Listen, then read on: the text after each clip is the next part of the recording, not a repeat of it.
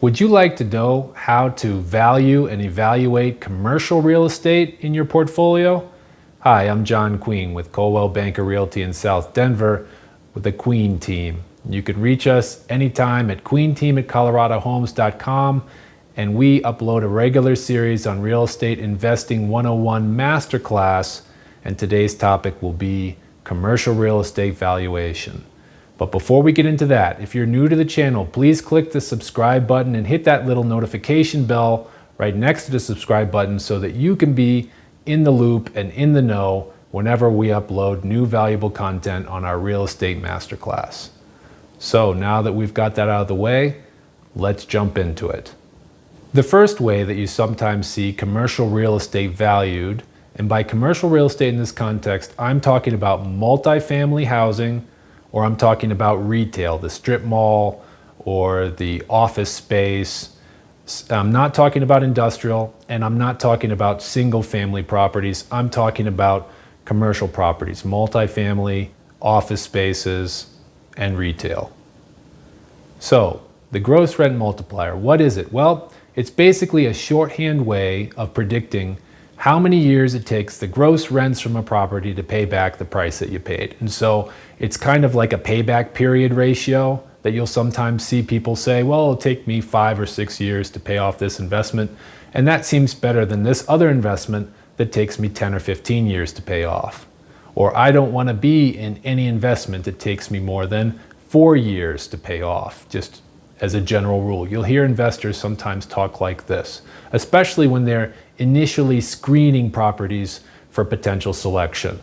And that's what the gross rent multiplier sort of does. It takes the price that you would pay for the real estate and divide that by your annual gross rent. So it gives you a nice number. Make sure you take the gross rent and multiply it by 12 if it's monthly so that you get the annual gross rent.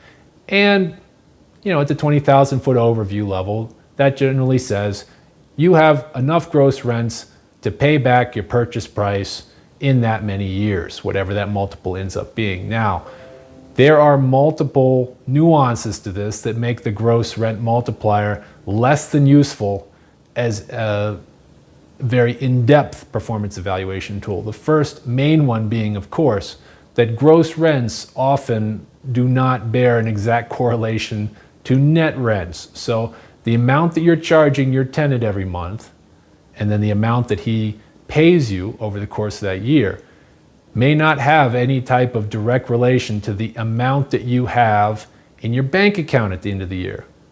So you could have heavy maintenance fees, you could have heavy HOAs, it could take your gross rents and knock a large percentage of that out, which then makes the gross rent multiplier less than useful, because it's a good screening tool when you're first looking at selecting property to buy.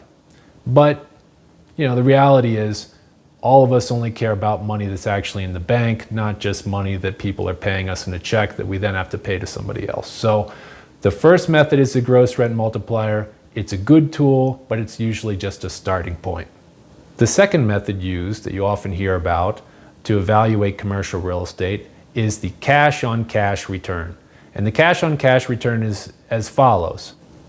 In the numerator, you have the annual pre-tax cash flow, and in the denominator, you have total cash invested. The denominator is very simple. It's just the amount of money that you have put into this property to date. But what is the annual pre-tax cash flow?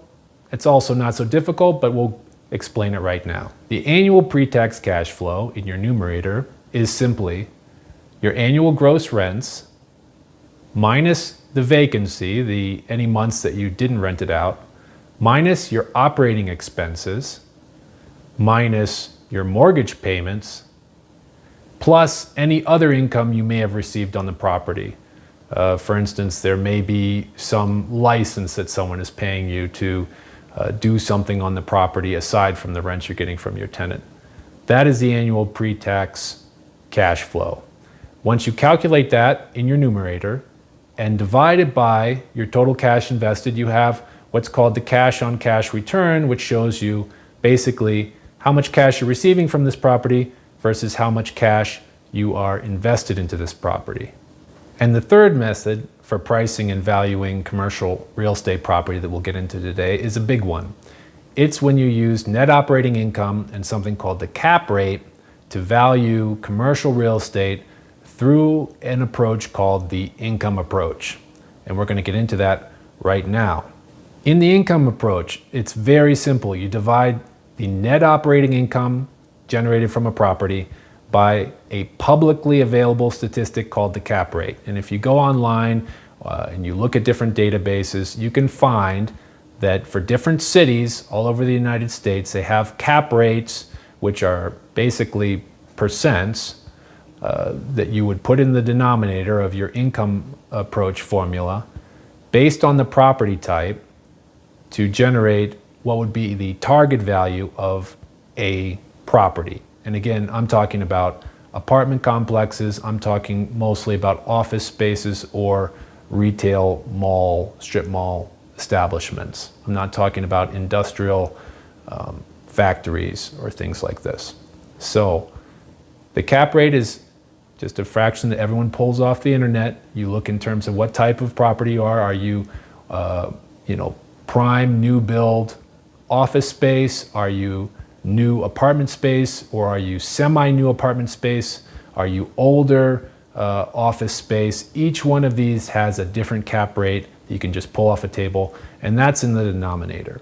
And when you plug in net operating income in the numerator, the net operating income divided by the cap rate should give you the target price or value, if you already own it, of your commercial real estate property.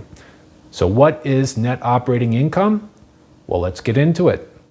Net operating income is pretty simple actually compared to the cash on cash return. So to start with, you take the potential income from a property, which is your annualized gross rents and other income from the property. Subtract from that the vacancy rate or non-payments that you received, and then you have what's called the effective gross income from the property. That's the actual money that you received in the top line for that property before you get into expenses. You then subtract operating expenses. That is your maintenance costs. Possibly you have an HOA if you have a multifamily apartment unit that's built in some community. You certainly have property taxes, which are included in the definition of operating expenses here. And it also includes reserves that you may have to set aside for any type of contingencies. For instance, hail damage or other things that you may need to set aside reserves for. That's included in operating expenses as well. And so when you take that effective gross income, which is simply your potential gross income minus the vacancies and delinquencies, and then you subtract operating expenses, which is defined as all your costs that go into the property that you had to pay that year, including your property tax and any reserves, that gives you net operating income. You take that net operating income, you divide it by the publicly available cap rate for that part of town or that city and that property type, and that should give you the value of the property if you're looking to acquire one, or the value of the property in your portfolio if you already acquire it. And so that, friends, is the income approach and net operating income and how you do that. A final approach for valuing commercial real estate property, and in this case I would say I look at commercial real estate property really as residential, maybe 4-family apartment complex, something that is small, and that is called the investment multiple, and that is something that comes from the private equity context, which I'm very familiar with due to my background there. The investment multiple, as I use it in this small kind of commercial real estate setting, is as follows. It's a simple fraction, just like the ones we've been looking at before. So in the denominator, you just have your total cash invested, the same way you had in your cash on cash return figure. But in the numerator, it's slightly more nuanced. In the numerator, I take the net rent I received, so I just take all of the rents that I received minus my operating expenses. And so I just have my net rent, and I calculate operating expenses the same way I just described in net operating income, where it includes property taxes and any reserves I have to set aside. And then I add to that the value of the principal that my tenants have paid down on my loan during the course of the year. So for an example, if I have a $300,000 piece of rental property that I'm renting to a family or a group of families, that $200,000 loan roughly equivalents to $300 in principal payments a month out of the amount that I am paying. If I'm paying $1,200, for instance, a month at 4% to get a loan against the property, it's not my personal mortgage, it's a commercial mortgage, which I've obtained for this investment property. That $300 a month gets added into my return because that's $3,600 each year that I can get if I sell the property. That's not the bank's anymore, so it's mine. And then the final thing I add to the numerator in my investment multiplier is the appreciation in value on the property. Now, for some larger properties, appreciation is less of a factor. It's mostly the rents you receive that drive the value of the property. But if you're talking about a very small residential rental, they can still appreciate. And so I include appreciation there. And the way I take appreciation is I'll look at what home prices did over the last year in my neighborhood where my building is, and I will apply that percentage increase, if there is an increase, to the original or current value of the property. It's original if I bought it, and I've never applied a multiple to it, but it's just, say for instance, it increased by 3% per year. Let's be simple.